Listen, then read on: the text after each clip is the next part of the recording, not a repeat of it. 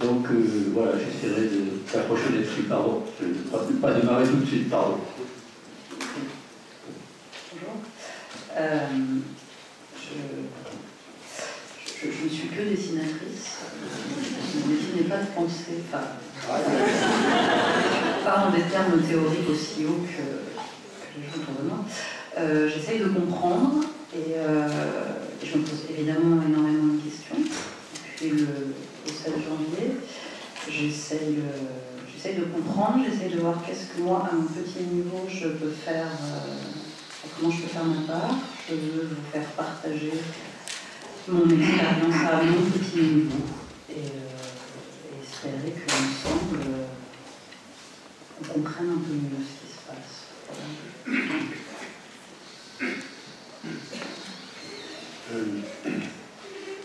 Enfin, c'est un peu, on est un peu tous d'accord sur ce qu'on peut attendre.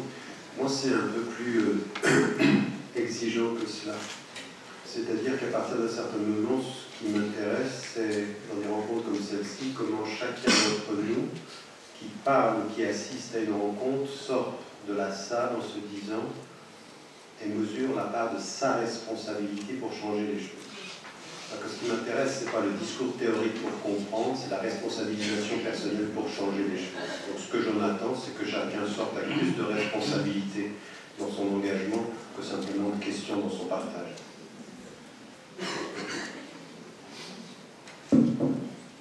Donc, Monsieur Morin, c'est à vous.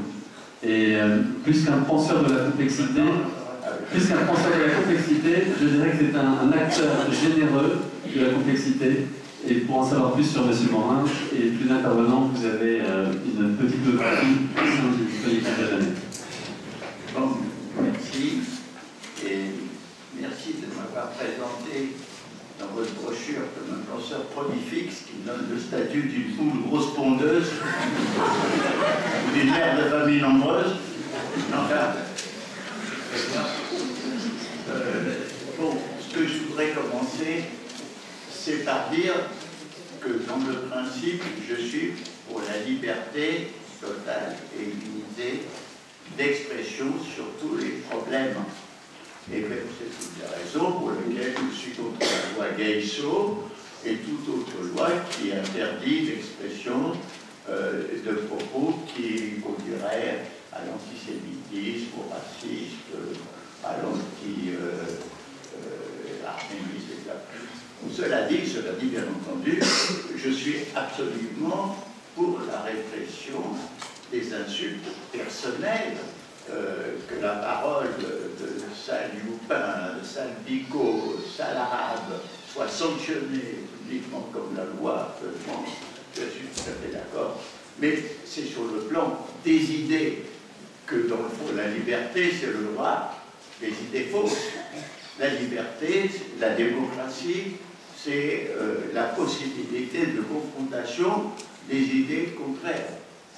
Et personnellement, quand on parle à la fameuse tolérance donc de Voltaire, je pense que, bien entendu, Voltaire disait « Monsieur, je déteste vos paroles, mais je suis prêt à me sacrifier pour que vous puissiez vous exprimer », ça voulait dire qu'on est prêt à assumer une souffrance personnelle mais pour donner la liberté.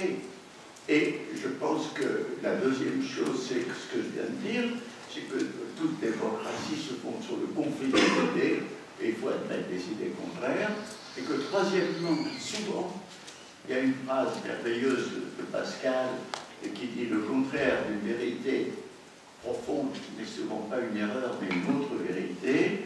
Ça nous incite à voir la part de vérité qu'il peut y avoir dans la parole ennemie. Alors, cela dit, étant la position de principe,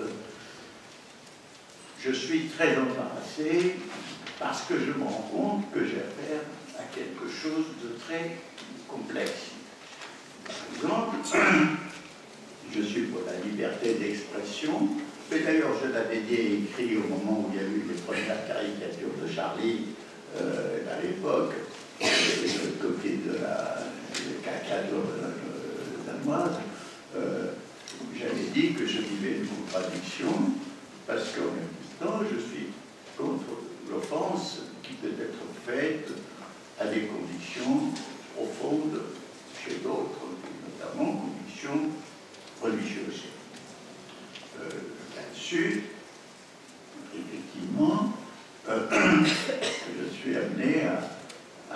réfléchir sur ce qu'est la notion de sacré, ce qu'est la notion de condition profonde, parce que je sais que dans l'histoire, tout ça peut évoluer. Je donne un exemple très bien connu en France, qui est l'histoire de Chevalier de la Barre, en plein XVIIIe siècle, c'est-à-dire à l'époque de Voltaire et de Diderot, sur le Montmartre. Il y a devant une procession religieuse, le Chevalier de la Barre ne s'est pas découvert. Est-ce distraction ou est-ce refus? Il n'a pas retiré son chapeau. Eh bien, il a été condamné à mort et exécuté. Pour nous, ceci n'est pas du tout une offense au sacré.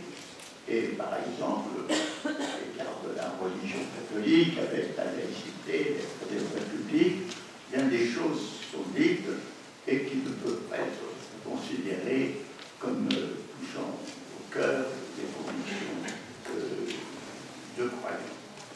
Mais là-dessus, quand je suis contre l'offense profonde à la conviction, je suis en même temps contre tout ce qui est humiliation, et je dirais que quand on est dans une situation où l'on pense décoloniser, ou des gens qui ont subi un statut inférieur par la colonisation, ou des gens qui continuent à subir un statut inférieur par l'apartheid, une certaine exclusion. Je pense que là aussi, l'humiliation est une chose très grave, mais l'humiliation n'est pas limitée à quelque chose qui touche une religion. Ça peut être quelque chose qui touche personne. Donc, voilà une première indication. Mais je viens de dire que le sacré est quelque chose qui est difficile à évaluer, abstraitement, que tout ceci doit être mis dans le contexte. Il y a, je vais penser de deux choses.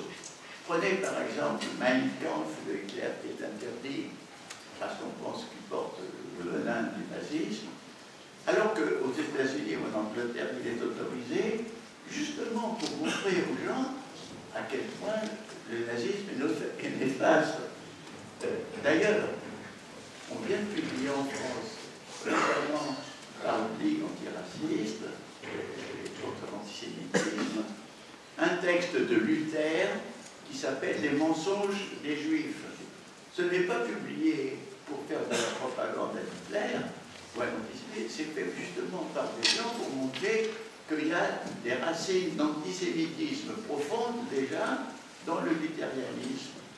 Donc, vous voyez que tout ceci doit être contextualisé et je vais encore donner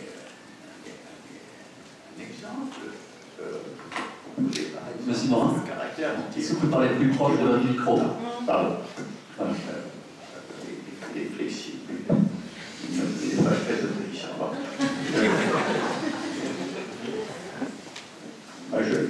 Par exemple, le dessinateur Ciné, qui est un ami à moi, il est contre toute religion.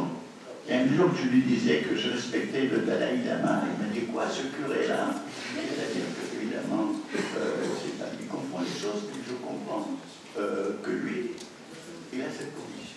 Alors, je veux dire que dans l'offense, il y a parfois, ou dans le blasphème, il y a parfois celui qui blasphème a une conviction morale, parce qu'il croit qu'il dénonce quelque chose de néfaste.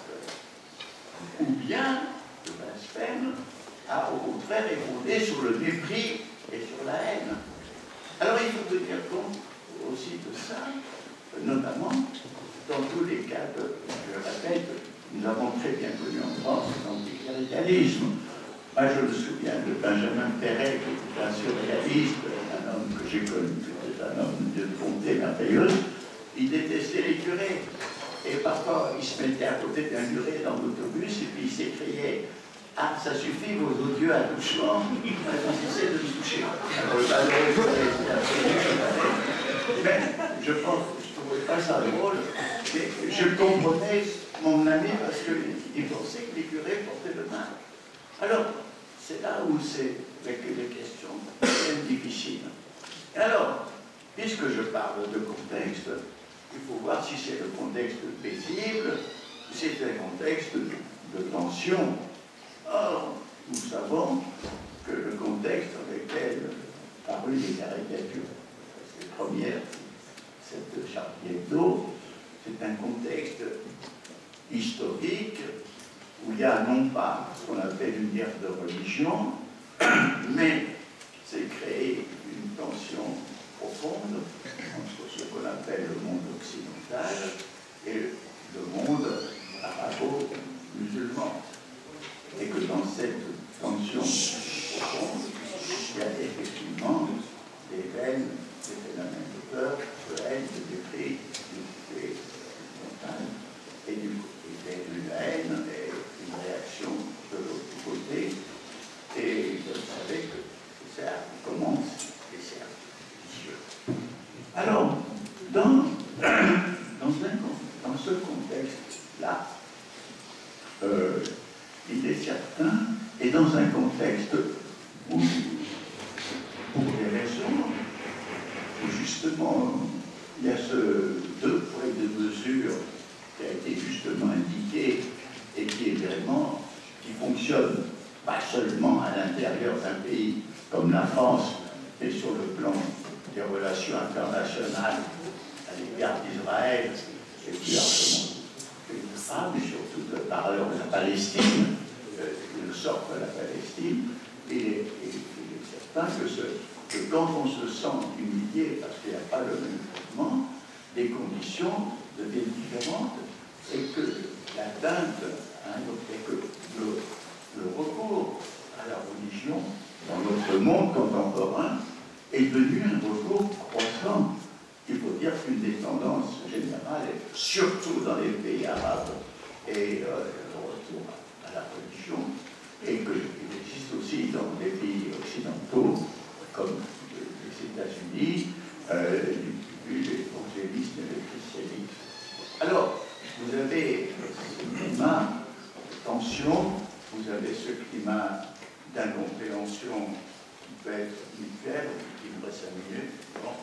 Alors, et dans ce climat de tension, il faut inscrire l'affaire de ces caricatures. Et non seulement l'inscrire, mais je prends le cas où après la manifestation du 11 janvier, il y a eu la couverture, la nouvelle couverture de Charlie Hebdo, tirée 1 million d'exemplaires et montrée dans toutes les télévisions. Et alors, à mon avis, déjà le sens du « je suis Charlie » de la manifestation avait changé. Parce que le « je suis Charlie » de la manifestation, ça veut dire je suis pour ces journalistes assassinés, je suis pour leur droit de parole, je suis pour leur droit d'irrévérence, et je suis pour ces victimes. Mais quand apparaît cette nouvelle couverture, et pendant les 2,5 millions de personnes, la grosse majorité ignorait évidemment ce qu'était Charlie Hebdo. Et quand apparaît cette page-là, le « je suis Charlie » change de sens, ça veut dire j'assume cette couverture où l'on voit le prophète avec un turban qui ressemble à une paire de couilles. Donc,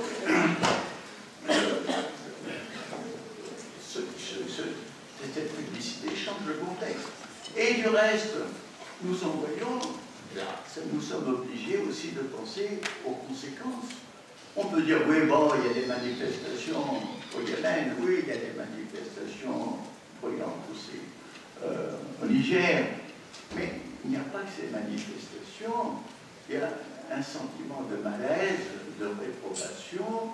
Moi qui suis au Maroc, que j'ai très bien senti, il y a quelque chose qui change l'atmosphère, c'est-à-dire qu'on est dans un problème où ça veut dire qu'il faut penser aux conséquences. Alors on peut dire, oui, après tout, c'est secondaire. Alors on le dit, et il faut penser aux conséquences. Et il y a aussi une chose très importante dont il faut avoir conscience, c'est que moi, c'est ce que j'appelle l'écologie d'action. C'est-à-dire qu'une action, à un moment donné, elle peut se développer dans le sens contraire de la volonté de celui qui l'a décidé. Et j'arrive très souvent en politique, où, comme vous savez, on décide de faire une guerre qui aboutit à une défaite écrasante, ce qui est arrivé à Napoléon III et à tant d'autres grands capitaines. Or, il faut toujours penser, à mon avis, la complexité, qui est la réalité, demande à tenir compte des conséquences et tenir compte du contexte. Voilà. Là-dessus, on peut dire, je transgresse, la vérité est plus importante, la vérité avant tout, mais vous savez, là aussi, il y a des vérités, ça dépend comment on a sa monnaie, il y a une façon de dire la vérité qui tue, et il y a une façon de dire la vérité qui guérit. Donc là aussi, il faut savoir.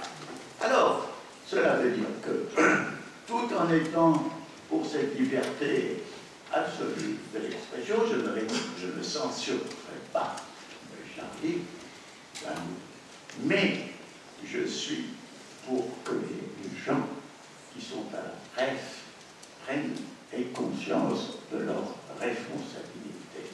Et aujourd'hui, pour prendre le cas de la presse en France, il y a une perte totale, même, je dirais, de la discrétion. Parce qu'il y a une chose, je me permets de donner 3 minutes de plus, il y a une chose qui est très importante, c'est pour chacun, c'est d'abord, il y a l'exigence de transparence que je comprends très bien et qui est nécessaire en politique et qui est nécessaire